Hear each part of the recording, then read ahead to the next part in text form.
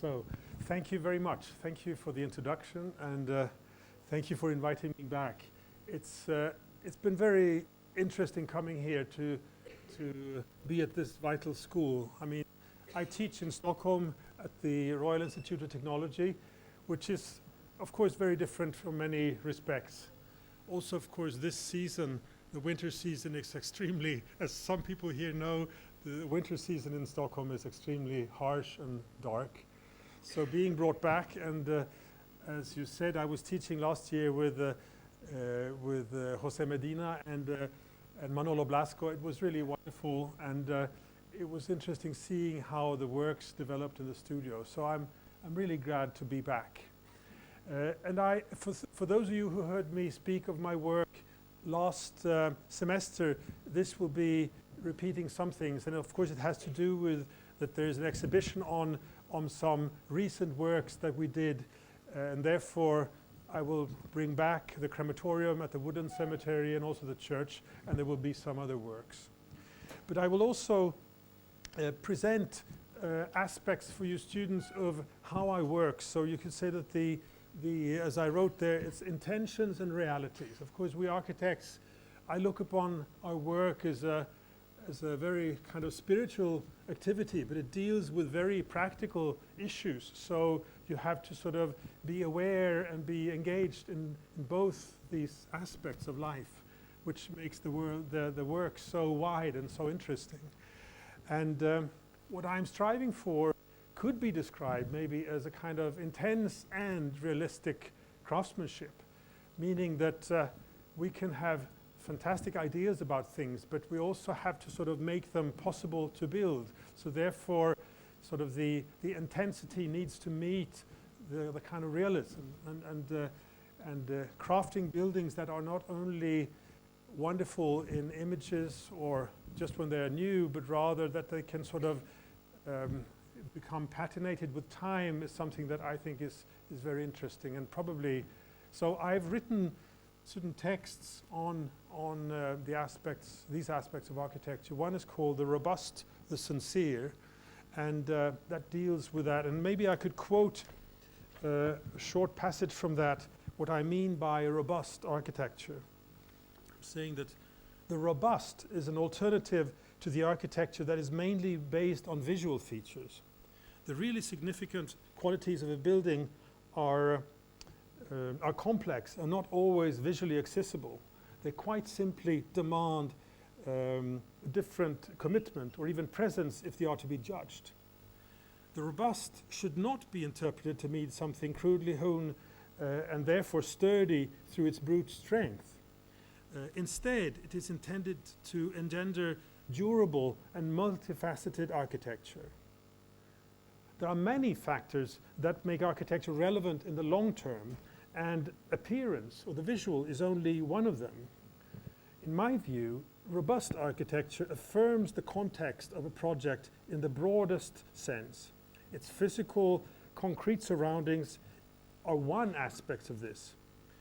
Other aspects are the technical conditions that apply to the project, its financing, its social context, its history, or its social or current or expected social role. Robust architecture aims, as I see it, to determine the state in which all the circumstances can be scrupulously taken into account and synthesized in the form of a building. When one or more of the circumstances change, the building will continue to be relevant, but now superimposed by its own historical overlay. Sigurd Leverentz, the Swedish architect, his work, I think, provokes thought in this context as they focus on the essential, the poetic, advanced experiments, if you like, but not as visually challenging buildings that demand the attention of those who are not really affected by them. On the other hand, those called upon to use them find them, I think, more interesting than most other buildings. So this is sort of one aspect of how I look upon the work that we do. And I will show this in the works, and I should also show the sort of sketch process that are behind the work. And I will show models, many large-scale ones, and some building details, and finally the building process and the final building. So there will be sort of stretching in many directions. But I will focus also very much on plans, and this is because to me the plan is a very interesting aspect of our work. I think maybe slightly overlooked nowadays. This is the crematorium that I will end with, which is this building at the Woodland Cemetery in Stockholm. And this is a building which is as you see, almost square, with the 4 furnaces in one room and cold stores here, the loading part where the cars, the undertaker's cars drive in here, and the public entrance here, and a little courtyard, a little atrium there. So this building is located in a wood, in a kind of wildwood section at this cemetery. But to get back to where I come from, I mean, as little as we in Scandinavia know of certain parts of Spain, I think it's reasonable that you should know something of where I come from. So Stockholm is located at the meeting of the sea, the Baltic Sea, which is to the right in the image, and there's there's an incredibly large archipelago stretching almost over to Finland, to Helsinki. So this is the sea, technically the sea, and here is the inland, the Sweetwater, and therefore Stockholm is located where they meet. So the trading 1,000 years ago sort of was there, and that's why the Royal Palace is then on at this little island where the lock is between. So technically here, the salt water, it's not very salt at all, but it is technically the sea. Here is the lake. So this is the ancient part of the city, and then it was growing north and south, and now it's a 1.5 million city. And this is the Parliament building from the old Parliament from around 1900. And this is the Sweetwater reaching inwards. It's a really large system of lakes. And the Royal Palace, inspired the Palazzo Farnese in Rome, is to the left. And the old Royal Burial Church on another island just close by. And this is a more recent building from 1922 by Ragnar Östberg. This is the City Hall, but in fact it has become very well known also because every year there's the Nobel banquet inside in the main part of the building. So this is you could say the turn of the century, the most prominent architect at that time, in fact the kind of teacher of both Gunnar Asplund and Sigurd Leverens. But a more recent tradition that I touched on when meeting the students at Baum just a few minutes ago, I mentioned this, that there was a great tradition of housing, of state-subsidized housing in Sweden before the war, but particularly in the 40s, 50s, and 60s. And this is one example from the 50s. It could almost be a British project probably, but it's a kind of modularized housing in a city which is not Stockholm. But so there is a great tradition which slightly today, unfortunately, is not quite as vital as it was. So to go into my own work, and if I should focus on one or two images, maybe this piece of furniture could describe it. It's maybe a somewhat austere piece of furniture, and then if you approach it, you may not even think about it, but as you sit down, you may understand that you could actually, it has a moving back, so you could, and the name of it is Monk, because of my interest in the Thelonious Monk, the musician. But of course, the idea is that it gives some kind of naivety, if you like, that it actually has a movable part. And I remember particularly when the two of these were at an inauguration, when their first examples were at the museum, there was a great crowd of distinguished people at this vernissage, and the head of the museum was speaking, and I was sort of interested in how these worked. So I looked on these people sitting, very sort of strict people sitting on both sides of the bench, which was not at all meant to be. So I saw them with completely neutral faces, sort of stretching backwards to reach the most sort of comfortable seating position. So that's what sort of the movable parts can do to an austere piece. And that goes for building too. I mean, the exteriors that you will see on many of my works are pretty low-key, whereas the interior are more rich. But to get back to plans, to me, the plan of a building is extremely interesting, and I quote here W.H. Auden, the British poet, "Blessed be all the metrical rules that forbid automatic responses, force us to have second thoughts, and free us from the fetters of the self." This is from a poem from around 1969 by this poet who was born in 1907, died in 1973, a very sort of an avant-garde poet, but who still, from early on, realized the qualities of the ancient metrical rules, be they terziner, or if they are the sonnet type or the hexameter. You know, being avant-garde in the early 20th century, he still always, or not always, but frequently used these. And the interesting thing, I think, that it gives, as he says, the metrical rules, just as the well-ordered plan gives, it sort of forbids the automatic responses that a building could look like anything, and you just, and it sort of has you to reflect on what you're doing. And that's what I think he meant by the metrical rules, the qualities to poems. And to me, the plan very much in a building has this quality that, you know, a plan is very much an abstraction. And the plan, I work for a long, long time with the plans, long before or prior to having a definite image of how it would be. So the interesting thing is, like, it's almost like a grammar to the project, of the plan, and it is both very much an abstraction, but it is also completely tied to the brief of the client, because the client wants a certain number of rooms of different sizes, and they could all be, so the plan could be completely practical and fulfilling the brief, but still be very open to interpretation by myself or by someone in the office. And so to me, this is something so interesting. It's sort of a very artistic aspect, very architectural piece, but it's also very open and very fulfilling for the client.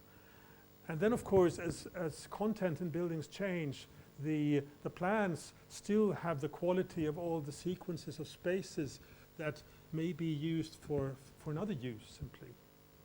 And if we comment once again on this thing about the meter, the metrical rules on the plan, I would say that, you know, rhymes in poems, rhymes is frequently used, but that can also turn into become very trivial, really.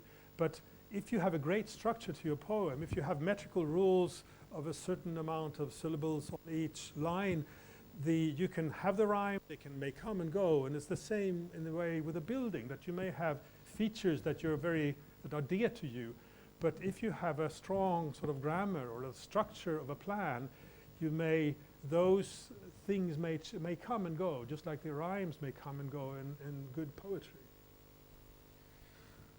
So that about rhymes. A few works early on. I did many art galleries in and around Stockholm and Sweden. This is one of them, an addition at the Carl Milles, a new building at the Carl Milles Museum, which has an exterior which is has many materials, copper and red oak. And the interior here is quite neutral to be the background to these, and this is the Malevich exhibition. But so you will see this in many of my works. The interiors are pretty neutral, or pretty different, should I say, not neutral, but they're different from the exterior. So in this case, the interior is neutral and the outside is quite varied to sort of fit, to be assimilated in the surroundings.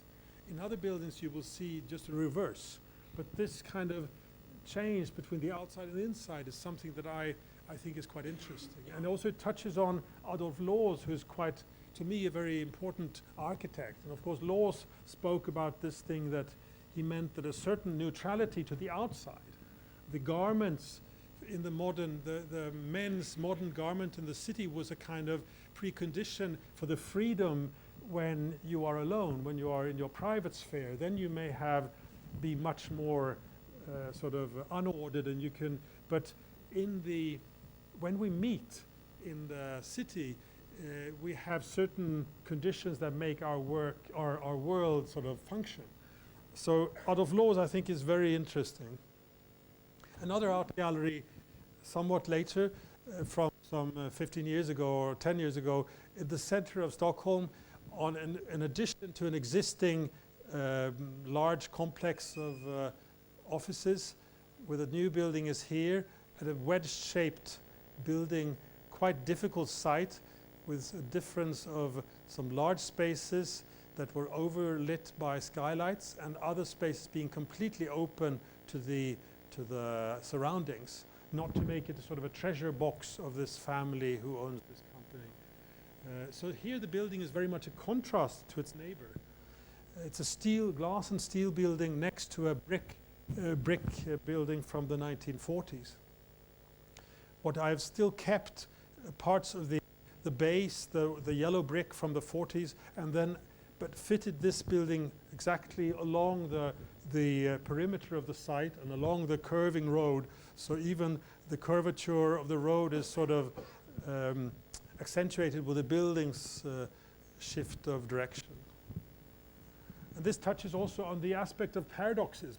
Of course, there are many paradoxes in our work. And this image says that in the first exhibition, one of the most trivial kind of artworks that were there, 1,000 scales from IKEA, was in fact, if you have 1,000 scales, each one is 20 euros. It turns into be the most expensive artwork in the whole exhibition. And that goes for many of our works, of course, that things may look very special, but they may be cheap, or the other way, the opposite. So the building from the tower next to the city station, and then following the street. And then you have a complete contact with the surrounding city, which is unusual, of course, in art spaces, but for this particular building, I felt it was important. And then you could cover it. Another aspect that is so important in my work that I relate to is Alberti's wonderful book, The Art of Building in 10 Books. And I think that one of the many important pieces one can read there is that the greatest glory in architecture is to know what is appropriate.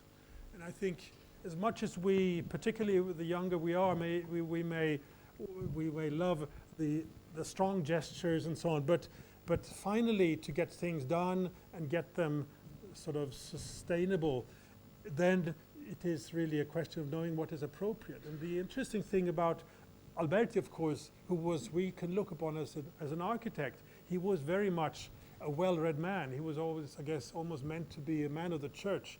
So in fact, what is in Latin called decorum, was something that he brought in from Greek philosophy. You know, we have the virtues. The virtues if the cardinal virtues are moderation, and there's courage, and what have we more?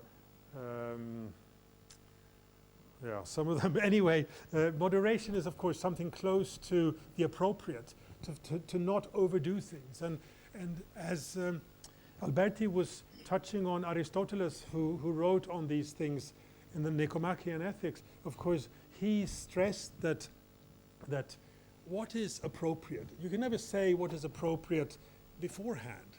Just like something like courage. What is courage? It's the something in between being over strong and being a coward. And you never know until the actual situation what is appropriate there. It goes the same for buildings. What is appropriate for the rich client is not appropriate for the poor. And to find that each project has to find that balance is something that I think we can work on all our lives to find, and still not just being cowards and not wanting to, but really to find that balance. It can mean have quite a bit of friction with your client, but still understanding that to find the appropriate is essential, I would say. Another work which is a very, this is in the Baltic, in the city of Visby, a new building for the state traveling exhibitions. It's actually an area which is very exotic for Swedes. It has a limestone geology, so it looks like this on the beaches. And it's a very special nowadays. It used to be a very important city in the medieval times. Now it's a more tourist resort, but it does have this geology that I thought about when designing the facades. The building should be appropriate to a very quick production and a very industrialized, very prefab kind of construction. But as you will see shortly, the facades have something of that. Here's the plan. There were two institutions, the state traveling exhibitions with a courtyard, and the other was the Swedish antiquarian agencies. And the exteriors you will see is very quickly built in concrete and colored concrete, whereas the inside is very much a contrast. It could take more time, so it's a much more gentle character, the inside. But the rigor of the plan, you could also see it should be a very efficient prefab structure. But I'm sorry, there's these images, something happened, but you could find the prefab elements here are very long. They're I think 9 meters, but they do have a very deep kind of relief. And, some are lighter, some are darker, but they do have this, and they're completely prefabricated from a silicone mold. And you can see there quite a deep relief in the, but it's all just dark concrete. And the interiors, as I said, on the other hand, are quite soft. That's large wood, with these terraces bringing down light to the lower studios, and with a great overview of the surrounding areas. And again, if concrete is very much the theme of how to build it, the exterior is more rough, whereas the interior is terrazzo polished concrete. So there are all these kind of variations, but it's really a quick kind of construction. And then the softer larch wood. Oops. Over to something more, slightly more recent, in the very south of Sweden, a building that was it was difficult to get the municipality to accept the building of this. It's a summer house where this is the main building, and then there's a little pool space. And in fact, what I did was to work out a plan. The only really wonderful thing on the site was a very big chestnut tree. I started building an atrium building or a kind of courtyard building around that, but finally it felt like it became slightly too large, and I realized the difficulties with the municipality. Therefore, I finally did a building which was exactly on the footprint of an existing building, which had a house here, it had an addition here, and had a tractor garage here for the. So it was really something sketched out from what was previously there. And of course, then the municipality couldn't say no to the project. So what is more new, you could say, is this square pool space, which is, when this is all in wood, the structure and everything, and the pool house is completely in brick, with 2 diagonal openings facing the sea in one direction and the pool in the other, and then some smaller spaces. So the sea is just down there, so Denmark is across the water there. It's all oak with a kind of mix. The color, the treatment of the facades are a treatment of tar and linseed oil. But it's the same covering, the roof has the same boards as the facade. Denmark again over there. So here is, again, the interior is somewhat different, and a very varied and exclusive interior on inside a slightly mute exterior. And this is a little kitchen with another kind of fireplace and deep recesses for for the kids who wanted to sit in the windows. So this, the square pool space, which has brick all over. It's a brick structure with sliding doors that could sort of close these diagonal openings, and then glazed bricks, as you will see in some later projects here. Sorry about this image.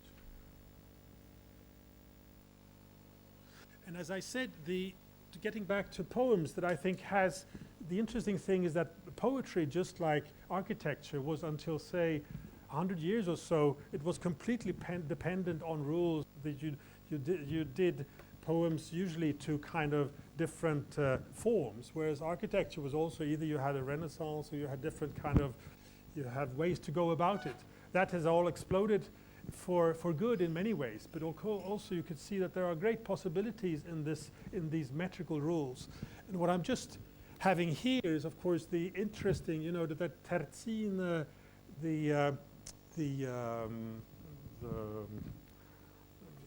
what should I say, how, for instance, Dante in his comedy, the Divine Comedy, you know, the terzine are 3 lines.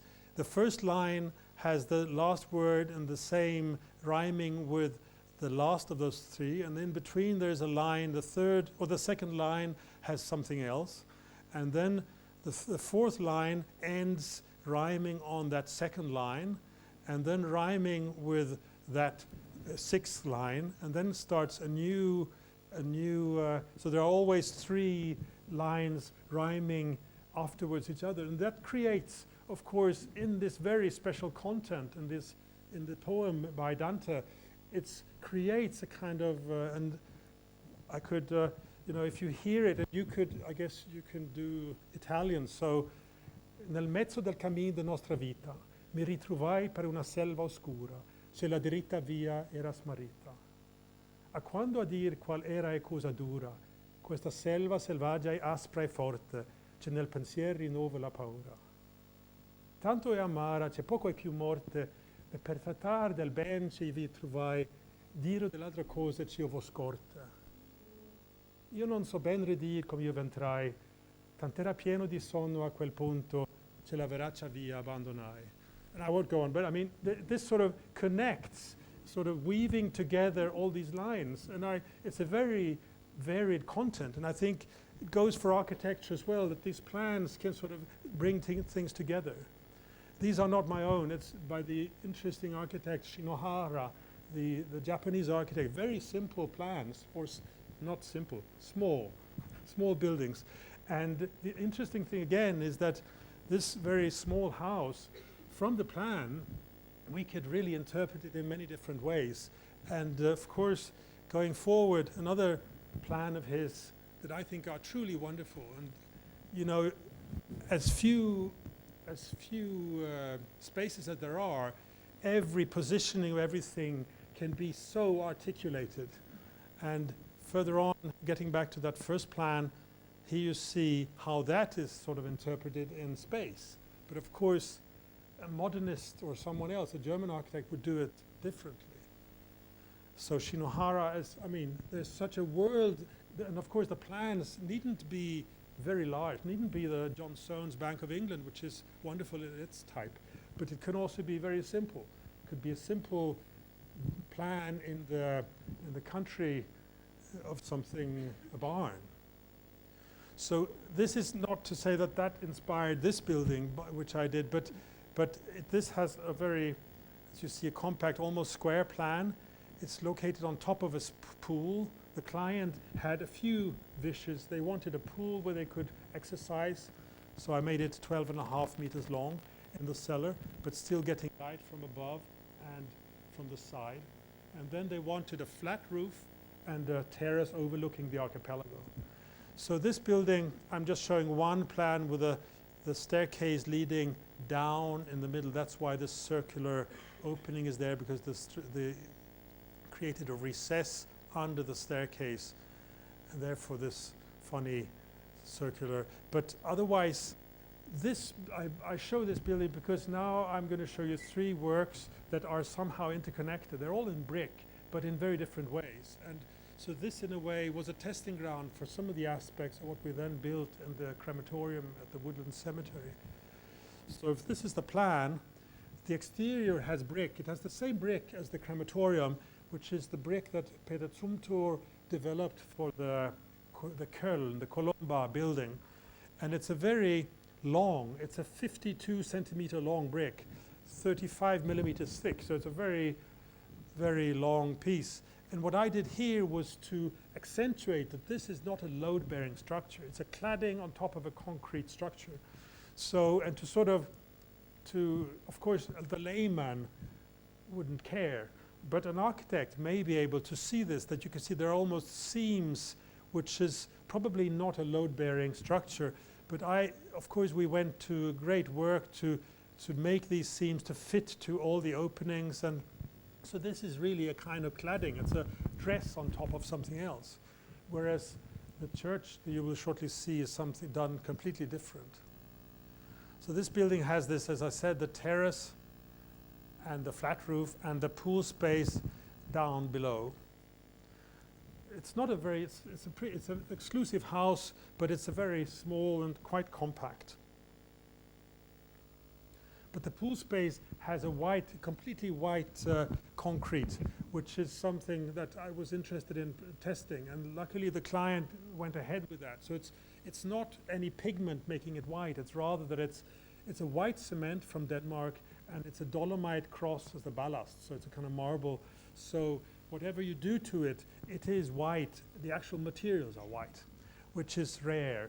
And it's not so costly, but the costly thing is when they should pour it all together to clean out all the things at the cement industry, or the concrete industry.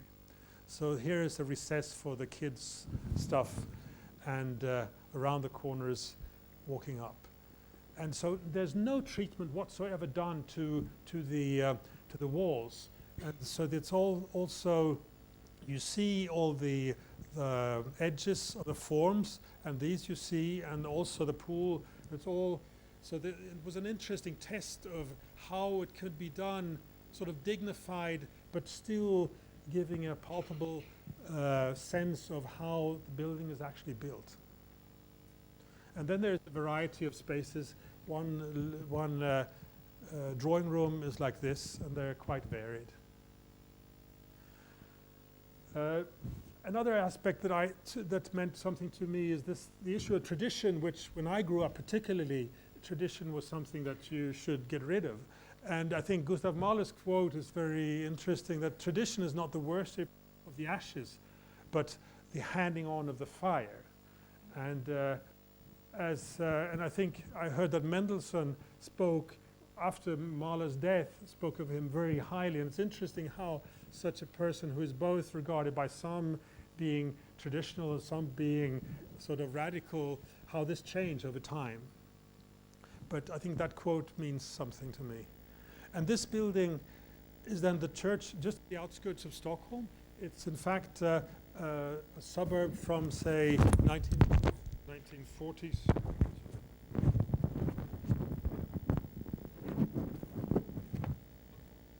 From the 40s, it was a competition and a very difficult work. The first church I ever did, and how do you find an appropriate solution to a contemporary church? But it was also an addition to an existing parish building with a pretty trivial building from 1968, certainly inspired by Sigurd Leverand's brickwork and so on. But the best thing about it was its courtyard with a tree, a wonderful open space which was very much used. And this building, I had many ideas about bringing in light from above, or in some kind of hidden skylights, say almost of a character from you know, the Baroque churches where light comes in from you don't know exactly where, and such things inspired me very much. But as you see in this section, actually the building has 6 very large windows, and I somehow almost capitulated in this work. I felt that these great skylights, I did have a wonderful roof with very interesting skylights, but it turned in to be somehow too interesting. And I felt that having worked on this for a couple of years, because there was a competition that I won and then it took some time, then I realized that what is a church for? If you are there to bury your parents or someone else, someone that you know dearly, or you're going to baptize your child or whatever, you're going to get married, what is the most important? It's not that it's a spectacular space, but it's rather to sort of focus the best sense of the word on what is happening, on the rituals, on the ceremonies, be they a burial or a marriage or a wedding. So therefore I skipped the kind of interesting things and went for something sort of very, not ordinary perhaps, but something quite stable. And as you see, the existing building was very low, and I made this quite high. And here's this courtyard that is very nice. And here's the plan, so the building is more or less square, and it has the altar fixed to the floor, And it also has the baptismal font fixed to the floor, because in Sweden today, churches are also used for many, many things that are not ceremonies for the church. They are for music of different kinds. And I felt it was important to stress what this space, it's not a conference space, it's not, so I said there should be no blacking out on the windows and so on, but I knew that they would move around the seats to have music from different parts. So therefore the font and the altar was completely fixed. And then a few small spaces, in a way they were not really asked for. This is a children's little chapel, and this is the chapel of quiet. And I made them, the church is quite small, this is only 13.5 meters, so I made even smaller spaces to somehow, should we say, dignify or monumentalize the main space, because so they are, and these are a very small kind of almost private little chapel, which makes this become the main church. And there's the sacristy, and then this is then connected to the existing. In fact, the client asked me to, having won the competition with a separate square buildings more or less like this, the client urged me to move them together, and I felt it was a very reasonable demand. And I had one condition, that there would be not only one entrance from the social part, from the parish building, but also a separate entry where, for instance, burials could go out or weddings could leave, so it wouldn't be completely a social space. And that they accepted, but of course the good thing was we could move out toilets and all those things. So that was a very appropriate, you could say, solution finally to merge it, and rather almost creating a kind of complex, rather than having a sort of an isolated one volume, but rather connecting them into making a almost like, you know, a kind of monastery where you have the atrium and you have the church and you have the other spaces. I felt that was an interesting way to develop it. And this is then the roof. So as I said, there were ordinary windows, though they are very high. They're 5 meters high in one pane, so they're pretty special. And there's the only thing that is sort of left from the interesting skylights are these recesses next to each window, that is almost where a person can sort of almost step in. If you go up, you can almost hide in those recesses. And then I had many works on the ceiling. Should there be one major beam? Should there be one beam like this, or should there be 2 beams like this that could, or 2 in this? It could be made into 9 square. It could be a very symmetric affair, the whole building. But symmetry to me is a very interesting device, just as the metrical rules, but it's not an end to itself. Finally, it's the content and the atmosphere that is really what counts. So I sort of shied away from the total symmetry, as symmetric as the openings still are. And finally I had this idea, just like, you know, when you're on holiday, you come into a barn in the countryside, you see the barn is almost falling together. And this, I felt, could there be beams just crossing in some strange way? And I tested that, and finally this was how it was built. And then ideas about how it could work. I had this idea that to also, if there's a kind of boxy interior, I felt there could be a relief on the walls, so you could sit on a bench all around. It could almost be arranged as a kind of space, almost as an orthodox space with a standing congregation. So, and the benches could all be movable. So here is a bench all around. There could be seating, the choir sits here, the priests here, and then the rest of people, and there could be no benches at all, but just a standing congregation, and the old persons could be sitting on the sides. So this is how it looks.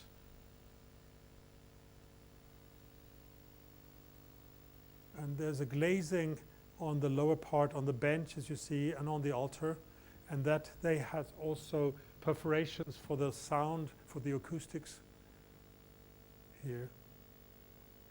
And then it's a more ordinary lime washed, so it's a very traditional treatment. But this wall is in fact, as opposed to the previous cladding of brick, This is actually a load-bearing brick. So the brick walls here are 88 centimeters thick. That's somewhat unusual today, but they wanted a brick interior, and I felt that when they asked me to join, to merge the new with the old, it felt like it could be a brick building just like the parish building was. So then brick on the inside, brick on the outside made it quite natural to go for brick on the whole. And there are still some people knowing how to do it. So, and here you can sense the recess at the window,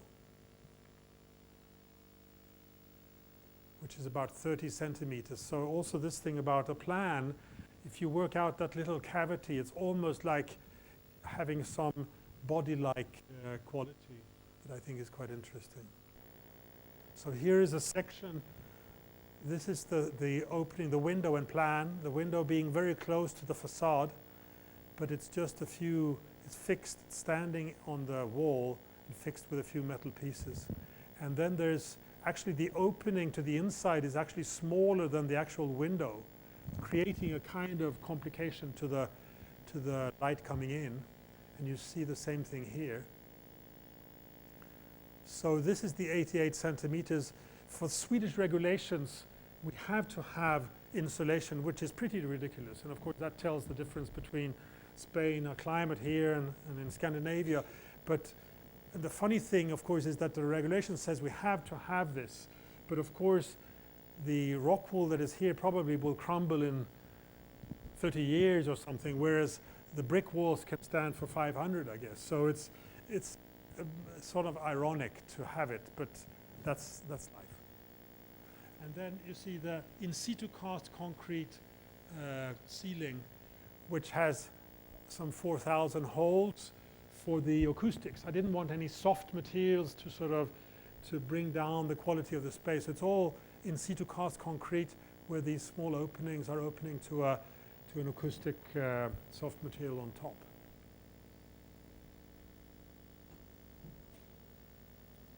So this is the church, and the only place where you could really see out from the church, and this is the sacristy.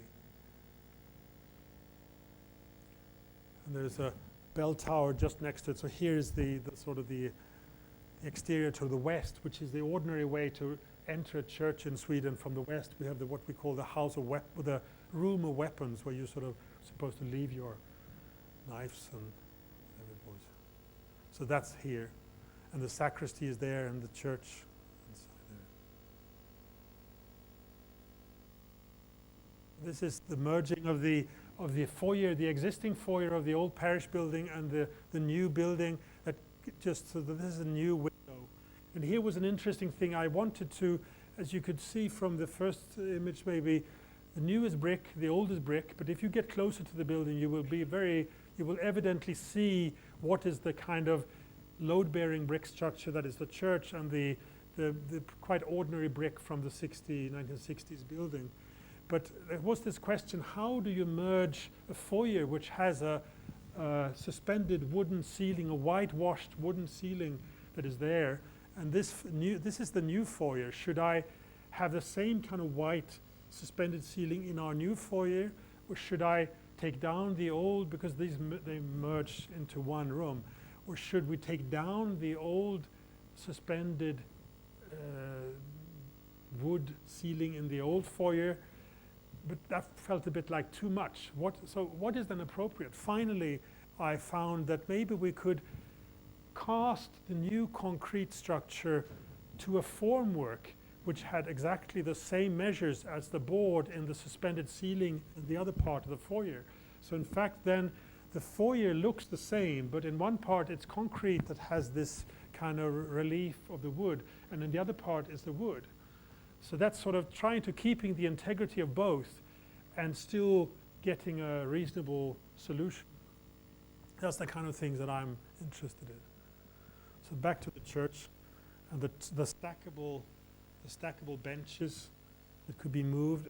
So I think churches with separate chairs tend to become quite unordered and so on. So I felt benches were quite helpful. And this is the little children's chapel, where I also designed the chairs there are wonderful chairs for children, for daycare centers and such things. Also, there are the Alvar Aalto chairs that are, but I felt that I didn't want to use them because they were pretty known to everyone, but also they're quite technically advanced. They're the bent wood furniture, and so I felt that maybe we could do a chair which is extremely simple. Oops, sorry. So it's only, in fact, a cylinder of wood, 42 centimeters in diameter, and the other direction is 21, and then there's a piece of hide just on top of it. So my idea was that almost a child could say to its parent when he was there on Sunday that, "Mummy, can we not do this kind of chair at home when we come home?" And it sort of should feel very simple. It's not quite that simple, but the small kids could also sort of climb up on these. So it was the idea to sort of engage with those who were there, but not just finding an existing chair. And here, of course, was a testing ground for the contractors on the kind of ceiling. On the first test for slightly smaller openings. So that brings us to the crematorium at the Woodland Cemetery, and I think a little detour over that particular site. It's a very well-known cemetery it was begun in 1915. It was an international competition that was won by two young Swedish architects, Sigurd Lewerentz and Gunnar Asplund. And what you see here is an image from 1940, and it was actually built, the first chapel was built in 1920 by Gunnar Asplund, and then Sigurd Lewerentz developed the landscape into it had started as a national romantic, quite woody kind of place, but they developed it into a more, should we say, Mediterranean kind of landscape, more open. And what you see to the left here is the final crematorium and 3 chapels by Asplund. Unfortunately, Sigurd Lewerentz was kicked out of the project for very stupid reasons, but he was probably considered slightly too ambitious or too engaged with his work. So the client said to Asplund, "We want you to take this over." And probably he hesitated and didn't want, but they said, "If you don't do it, someone else will do it." So unfortunately, the final work was developed by Asplund on his own, and of course the close comradeship between the two went away, and also unfortunately Asplund died shortly after it was finished, the whole building. He's one of the first to be buried here. But of course, just a word on a woodland cemetery. What is this? From many centuries, there's been the idea about the city of the dead as an image, sort of an idea, a concept of how to do burial grounds or cemeteries. And this, of course, is one example from London. You could find them everywhere. But in the turn of the century, or say early 19th century, there started the Romantic movement, and this image by Caspar David Friedrich probably says something about that tendency, that the earth, that the ground, that the wood could be not celestial, but it could be sort of it's not dangerous as much as it used to be. And this is not, I would say, a religious image, but it's an image by Caspar David Friedrich from 1825 or so. And the next image, probably, well, that's from the Woodland Cemetery.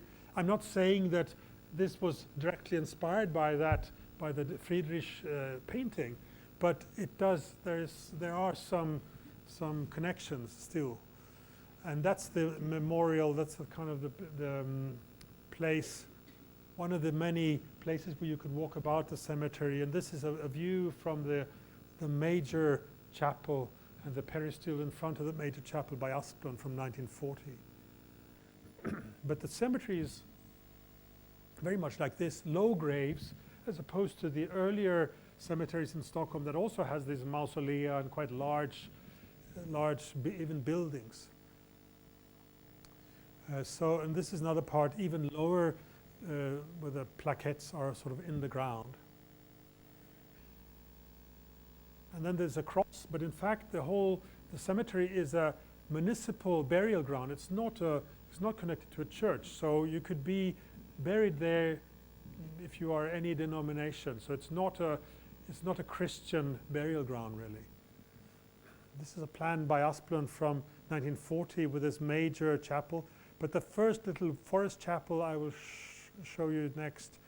And then further off down this alley is the Resurrection Chapel by Sigurd Leverance. And this is the Hill of Remembrance, as you saw. Well, this is unfortunately upside down, but so here is the major chapel. Here is the new crematorium. We will get shortly there. And here, the Resurrection Chapel and the Forest Chapel. So this is designed 1919 by Gunnar Asplund in a character slightly reminiscent of the National Romantic tradition that was very en vogue in Sweden at this time, with the shingles, the tarred shingles, and so on. Next to it is a corpses cellar that somehow inspired me when I did the research, and I had of course been to this place many times, being brought up in Stockholm. I saw other things than the usual. I saw this, we call it the corpses cellar. That's where you keep the coffins before the ceremony. And this was kind of an intriguing building, not meant to be really seen, but I found it interesting. And this then is the 1925 Resurrection Chapel by Sigurd Leverance, which also is very close, of course, to, or probably inspired very much Gunnar Asplund to his city library in Stockholm. So this is the main entrance, and then I will show you the exterior, the whole idea about the sort of the circle of life, or the path of life. You enter, you never go in and then you go back the same way, but for all these chapels you go in on one from one direction, then you go out another. So here you go in through this major portico, and then you go out that little door to the west. And this is the interior, which is a very interesting space, very austere, and it has a floor which is also austere, but it does have a kind of curved mosaics. And the interesting thing about this building is, of course, that as austere as it is, you can still interpret so rich in interpretation. You can, just looking at the floor, you could almost see those curvatures on the mosaics as waves. And if those are waves, this could be almost a boat. So this could, of course, be interpreted as Styx, as the river by Hades, and this could be Charon's boat. I mean, it's really rich in possibilities of interpretation. So you should visit it. It's still very much used, these buildings. This is the plan, the skewed peristyle outside, and then you walk out this way. And upstairs is the priest's little room and so on. And the major building to the left here, with a peristyle and three chapels. The most wonderful are the smallest chapels that have small courtyards behind them. Here also you enter through a waiting room to the side, and then you go into the chapel, and then you go out straight to the west. Similar from this door, and go out here. This is the plan, the Asplund plan, with a major chapel, the two smaller chapels, and on the back side the crematorium, which we have now done the new one in this wildwood section of the cemetery. So this was chosen because it was a sort of security distance, but one was very afraid that there would be a new building by some superstar from abroad who would build something that would really make a big fuss. And therefore they sort of took a site which was a clearing inside of the wood, and this is the new building, all in brick, and having a major entry for the public or for the mourners coming this way up on sort of pavings that are laid in between the pines. And the motto was for this was a stone in the forest, because to meet the client's brief, I felt that, because to me the building could have been located next to Asplund building. It wouldn't have been a problem, would have been technically more efficient and probably as good. But they had selected this site, so I said, okay, it could be a stone in the forest then. So the building is very sort of, on the outside it's very wood character-like. And the brick to me, the brick is very much particularly the young students think it's cool with the sort of the weight of the brick and the austerity. But to me, the choosing of the brick was very much had to do with also the bark of the pines, the kind of material quality or the crudeness of them, rather than just it should be brick, because this building could be concrete, it could be white stucco, it could be anything. But a white stucco building here would be slightly too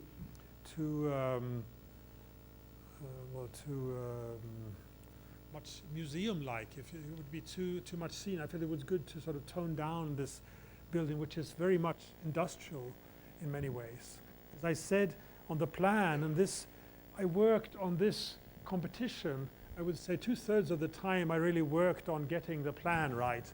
And only after that did I develop the exterior. So the exterior, as frequently with my buildings, they're as important as I think they are, there still is something which doesn't come first, or I try to keep that at bay. But here are the 4 furnaces or incinerators in the main hall, the biggest room, which should have a great height. And here is the section where all the personnel, their changing rooms, their where they have lunch, and the director's office and the reception. So the mourners come into some very small spaces here, and then there's a tiny space, a little ceremonial space, where they can either see their beloved in an open coffin, or they can also have a ceremony when they come to fetch the urn after the deceased is cremated. But so this is the small public. So in fact, the public section of the building is very small, and this courtyard is very much developed for somewhere to the personnel, to the staff, that they could go out to have a smoke or a drink of coffee without sort of embarrassing or meeting the mourners who are here in grief. And as I said, these are the cold stores where you keep the coffins before they are cremated. And here are a lot of technicalities and some for the cars. So I will show you a variety of images, but also a little bit of the sketching process for this. This is how it was built. It's all white concrete. And Skanska is a very powerful contractor in Sweden. Luckily, they said, after having won the competition, they said, it cannot be done. It cannot be done in all white concrete. It's too complicated. And luckily, I had this villa, this private house. So I said, well, please come to see this. And they saw this little private house, this pool space. And then, of course, they were sort of challenged. So they said, yeah, well, it's okay. We could do it much better. So they were sort of enticed to build it. And so it's all white concrete. No treatment is done once it is finished. This is before the furnaces were clad. And you will see there are 2 skylights, or 2 lights from the roof, and 2 from 2 ordinary windows. This is as opposed to many schemes by others, by Tadao Ando or Caruso Sinjin, who had very much glazed buildings. This was a very unglazed building, but I think the interior is sufficiently light still. So the model, and we work a lot with very large models. This is the atrium, the courtyard, and this is the tiny slit bringing down light to the ceremonial space. And then 4 big openings, windows to the furnace hall with the 2 windows. And here, of course, this started as an opening of the same size as this in the competition, but finally I skipped it and made it into a kind of slit into there to sort of fragment the big block of the building.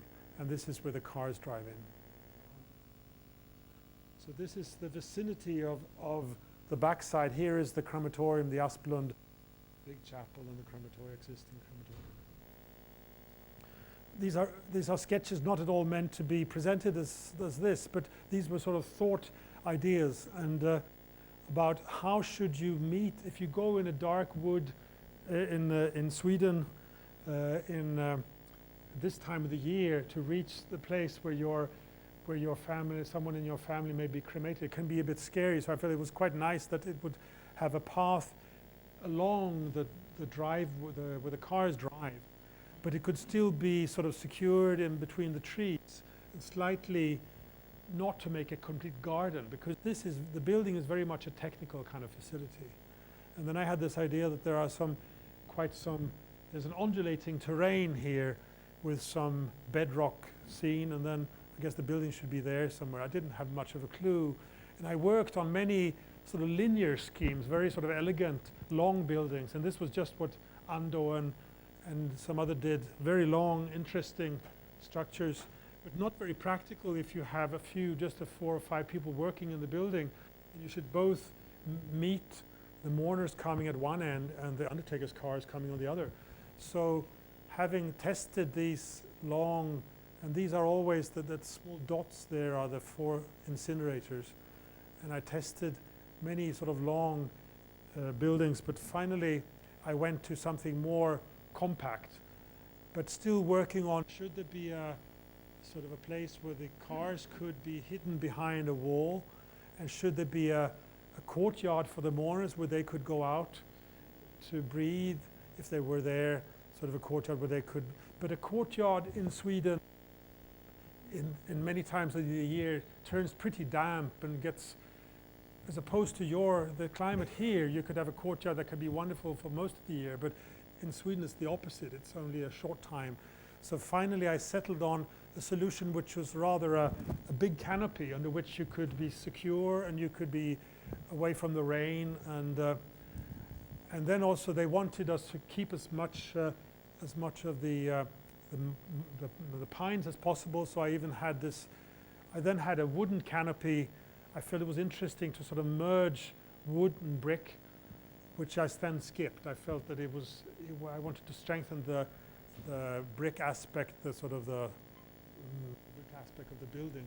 But here you see also the kind of paving that I had originally in the scheme, the competition, which was also inspired to some extent, I think, by my interest in Dimitris Pikionis, the Greek architect, whom is so interesting, and the pavings, you know, by the Philippapo Hill in Athens and the Acropolis.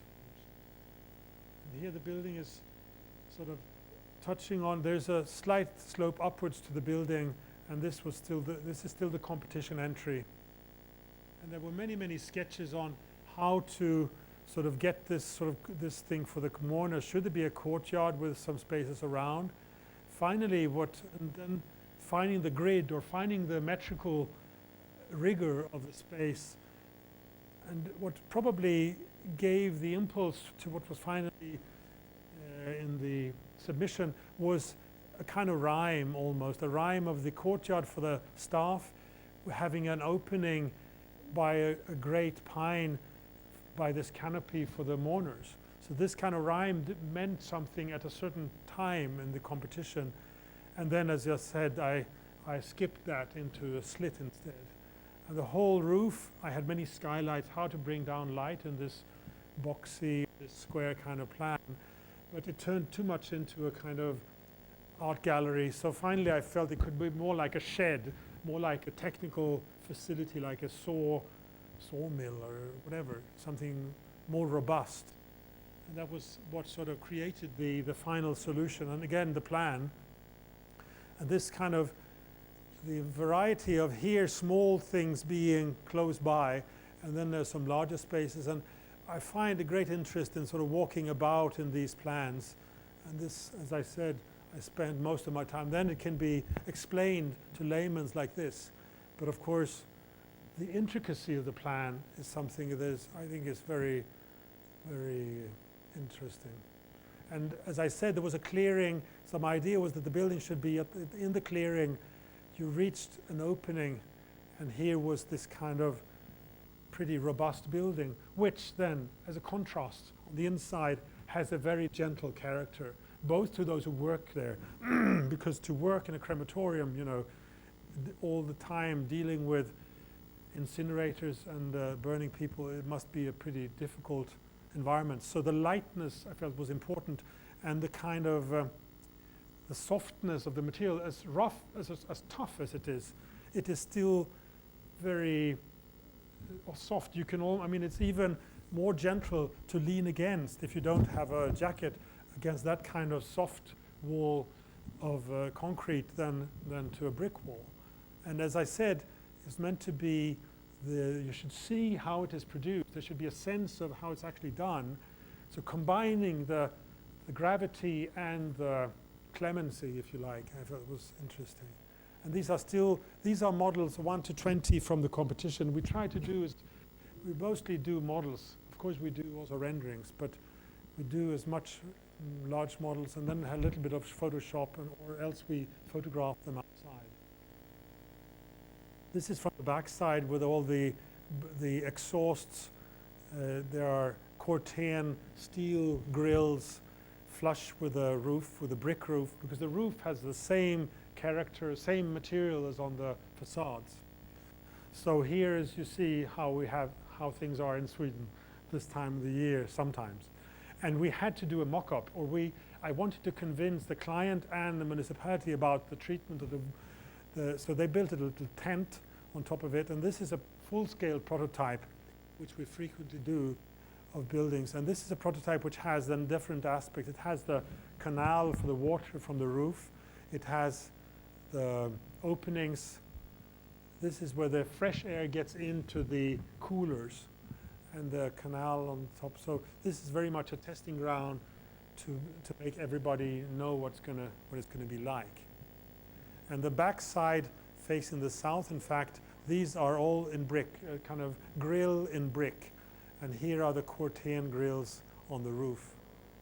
And here is the huge sliding door of 11 meters in Corten that you will see shortly, that you slide to the side, so the cars drive in here and out there. And then the very wide opening, which is here. And there's one granite, the granite column in a way, when I took away the tree, because there was the pine that I kept here, but the pine next to the building when they're going to excavate is of course risky. So finally, I choose instead to make a one column. It's a granite column and a kind of petrified tree, if you like. So there's a roof plan with the 3 major skylights or windows. And of course, there's quite a bit under the ground that I will not show so much about. The burners are there and so on. And here's this little atrium, which is a glazed kind of courtyard where there are 2 stones. A stone in the forest was, as I said, the motto for the competition. And we have retrieved 2 stones from the wood that were on the site before excavation started, that we took them away and then brought them back with a crane into the courtyard when the building was finished. But here are the glazed corridors. Each corridor is slightly different, one higher, one lower, and so on. So as you approach the building, the cars drive off to the side, whereas the mourners meander through between the pines up to the public entry.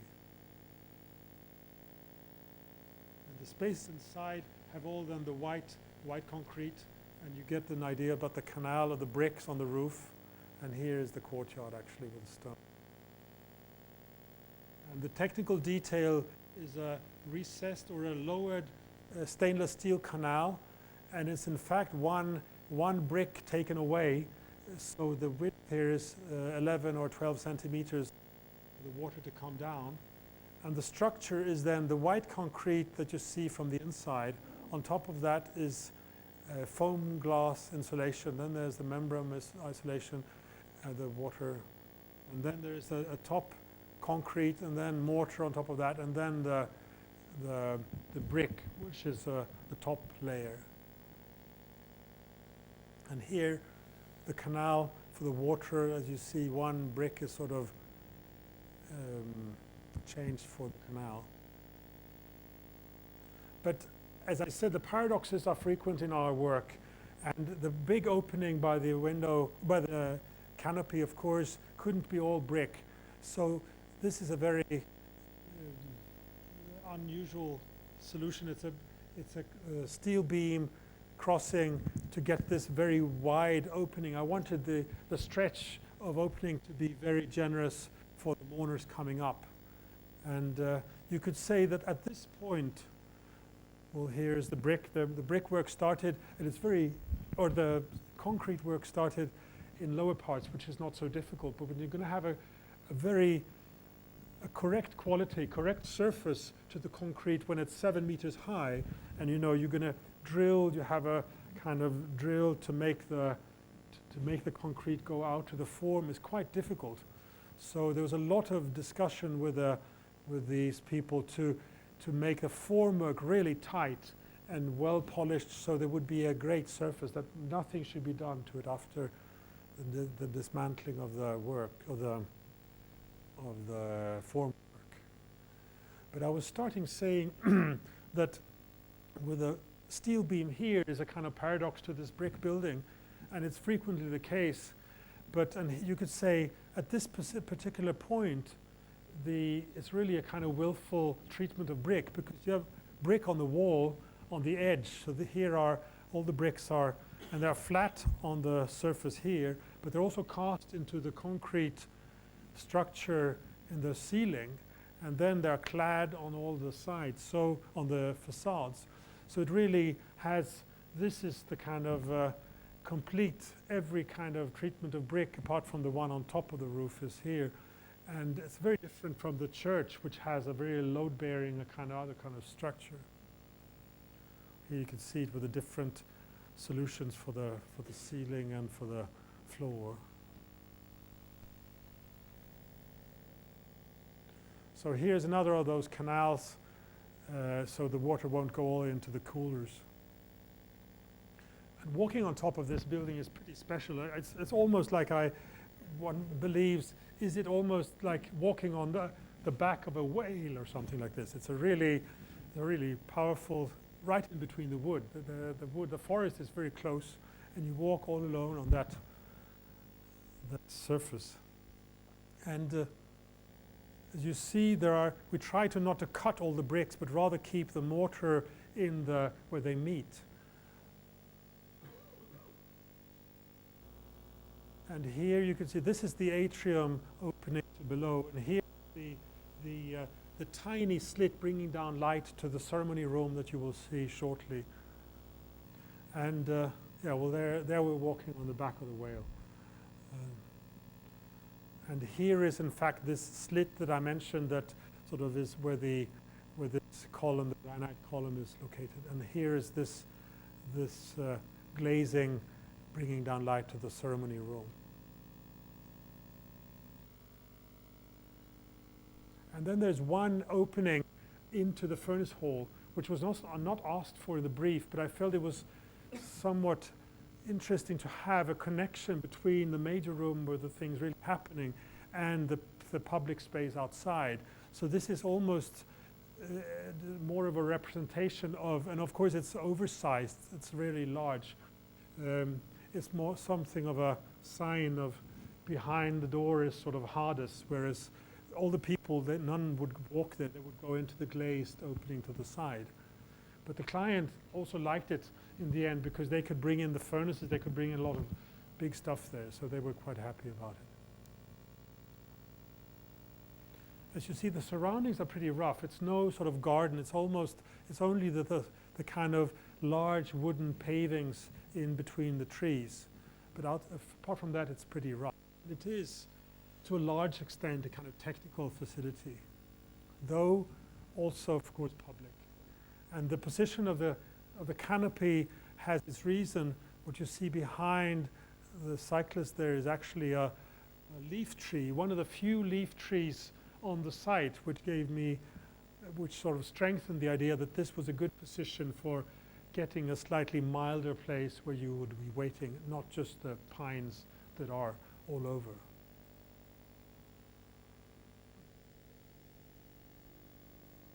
And the two windows bringing in light, but particularly also being the possibility for the ones working in the furnace hall to see out.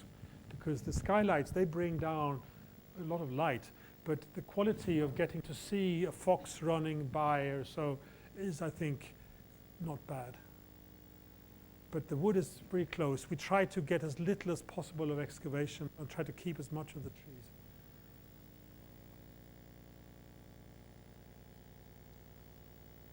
Here is, as I said, this brick grill and the Corten grills on top. And getting to the inside, well, these were as I said, you could see out working in the hall. And the hall then has the the stainless steel-clad incinerators, and this is the major, this major door. And next to it is this ceremony room, and just as in the church, I wanted not to have some soft materials to sort of corrupt the quality of the space, but rather we had this perforated bricks, perforated glazed bricks. The white glazed bricks made them be similar to the white concrete. So, but here the bricks are arranged not as binders as a load-bearing wall, but rather as almost a kind of tapestry, like this. And then there's a somewhat refined marble floor that I had to fight for, but which gives, I think, also the space, gives it a kind of dignity which is somewhat different than just the industriality of the facility. And this is, as I said, the tiny slit that brings down light into this ceremony room. It's 55 centimeters. And here you see the almost textile brickwork again, and the ceremony room. And again, you're very close to the concrete work, and there are certainly not perfect everywhere, but it gives a sense of gravity, I think, and being still mild.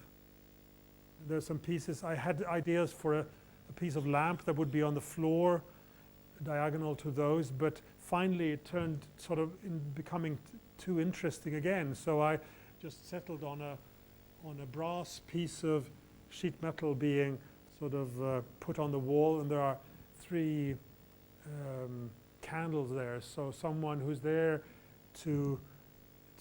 for the ceremony could sort of engage also with something practical, which could be quite good when you're in mourning.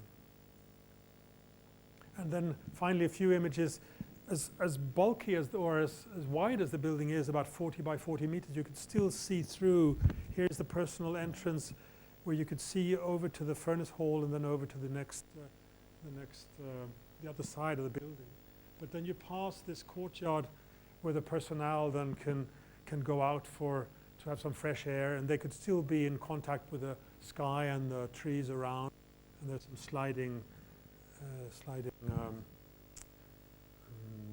windows or openings, so you could get out and you could stand open in the sunny season. And then where the cars drive, of course, they have this very long sliding wall, which is all in corten to make it somehow fit to the brickwork. But as this takes a little while to open it, and you should be able to load. The thing is, in Sweden or in Stockholm, you could actually work. This building is located in this cemetery, which is part of the municipal terrain. It's not a closed-off cemetery. So therefore, and you could also come as an undertaker, you come with your car, unload your coffin also in the evenings, after sort of even at night. But if you come from a church far away, you could come into here. So then they wanted to be able to close this off. And I wanted them to bring some daylight into, so the slits here are to bring in some daylight, but also some holes in the slits so you could also see out. But then of course it takes a little while, so you need to be able to if you need to get away quickly, there's also a door, like in these huge openings in ancient buildings, you have a door in the port. So you can walk in and walk out. So that, but this was really the kind of rough treatment to me, and something it's sort of cool and has a weight of brick and everything. To me, it was very much to find what is appropriate in the wood, in that kind of rough wood. And as you see, there's no garden around, so the roughness of this was not to make the building too pretty, but rather to fit its technical or sort of its trivial aspect. But then the interior, the mildness of the inside was to fit the ceremonial aspects. And I think I'll stop there, but I'll get back and hear you, or the view from above. You see the vicinity of the Asplund, the final Asplund building. And this, of course, is quite different. And I think it is, here the crematorium is sort of merged with the chapels. Here it's more like a technical building with a tiny chapel which is there. But I think I'll round this up by, again, I said the importance of me about the abstraction in our work, the should we say, the spiritual and the practical, and the merging of those two. And I said that the plan, the working on plans is so important.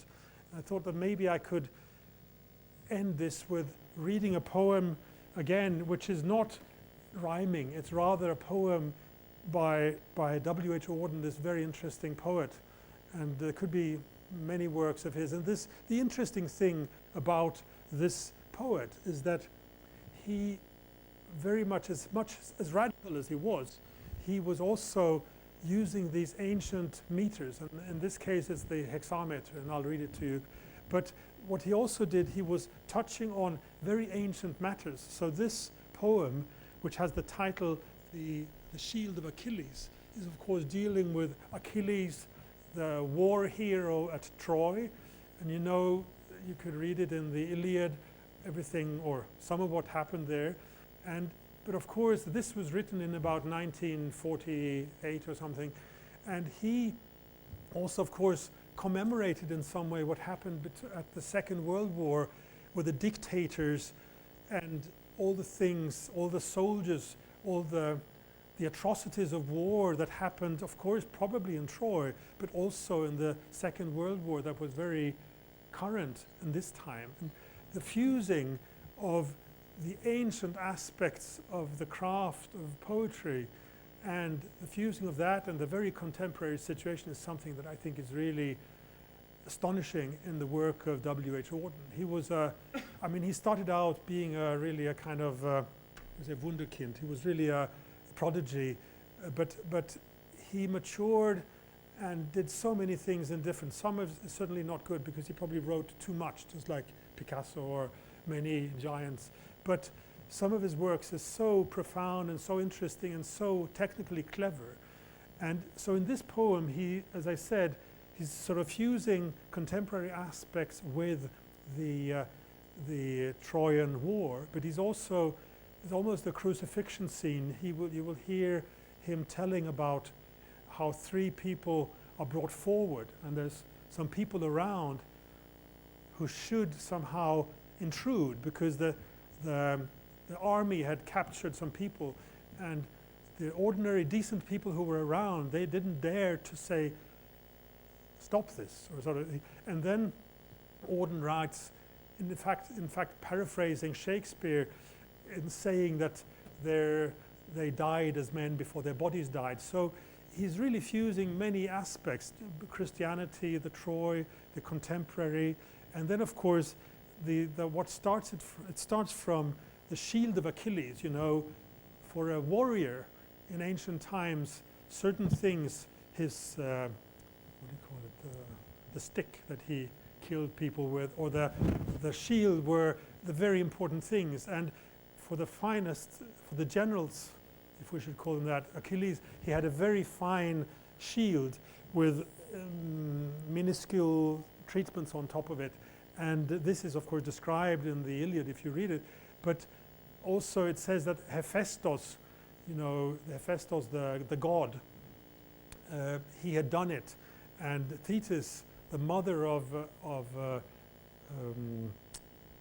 Achilles, laments in a way that she thought that she would see all these beautiful things on that shield, but she saw all the atrocities of war and the atrocities of today's kind of war that Auden is writing about. So I'll read it to you, and what makes it possible to read quite easily is, I think, the hexameter, which is not the terzinate, it's a different kind of meter, of course, but it's very useful. And some said that the meters of a poem could be said as a machine to remember. But of course, when the hexameter was used in the ancient days, people didn't write. And so, of course, how do you remember something if you don't write it down? You have to remember it by rhyme or by rhythm. So, The Shield of Achilles by W.H. Auden. She looked over his shoulder for vines and olive trees, for marble well-governed cities, for ships on untamed seas. But there upon his shining metal, his hands had put instead an artificial wilderness and a sky like lead. A plain without a feature, bare and brown, no blade of grass, no sign of neighborhood, nothing to eat and nowhere to sit down. Yet, congregated on his blankness stood an unintelligible multitude, a million eyes, a million boots in line, without expression, waiting for a sign. Out of the air, a voice without a face, proved by statistics that some cause was just, in tones as dry and level as the place. No one was cheered, nothing was discussed. Column by column, in a cloud of dust, they marched away, enduring a belief whose logic brought them somewhere else, to grief. She looked over his shoulder for ritual pieties, for white flower garlanded heifers, libation and sacrifice. But there on his shining metal, his hands had put instead an artificial wilderness and a sky like lead. Oh, sorry, I was, where is it? I always thought I'd do it.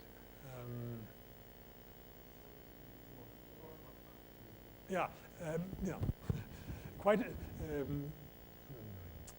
she looked over his shoulder for ritual pieties, for white flower and a garland of heifers, libation and sacrifice. White flower, garland, but there on his shining metal, where the altar should have been, she saw by his flickering torchlight quite another scene. Barbed wire enclosed an arbitrary spot where bored officials lounged, one cracked a joke, and the sentries sweated as the day was hot. A crowd of ordinary decent folk watched from without and neither moved nor spoke as three pale figures were led forth and bound to three posts driven upright in the ground. The mass and majesty of this world, all that carries weight and always weighs the same, lay in the hands of others. They were small and could not hope for help, and no help came. What their foes liked to do was done. Their shame was all the worst could wish. They lost their pride and died as men before their bodies died. She looked over his shoulder for athletes at their games, for men and women in a dance, moving their sweet limbs quick to music.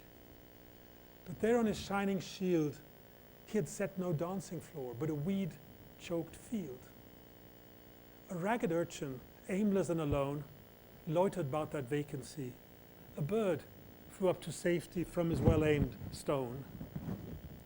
That girls are raped, that two boys knife a third, were axioms to him, who'd never heard of any world where promises were kept and one could weep because another wept.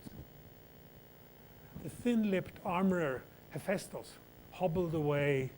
Thetis of the shining breasts cried out in dismay at what the god had wrought to please her son, the strong, iron-hearted, man-slaying Achilles, who would not live long.